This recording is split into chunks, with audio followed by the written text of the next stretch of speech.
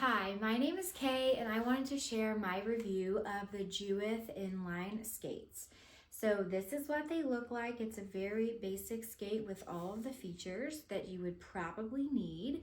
I love the colors. That's personally why I bought this, is because I wanted something that was mostly one color, and a lot of skates out there are bazillion colors. So this is the color black, blue, mostly black with blue accents, as you can see. Some of the features that are really nice is the insert is removable. So if it gets dirty or messed up in any way, you can remove it and replace it.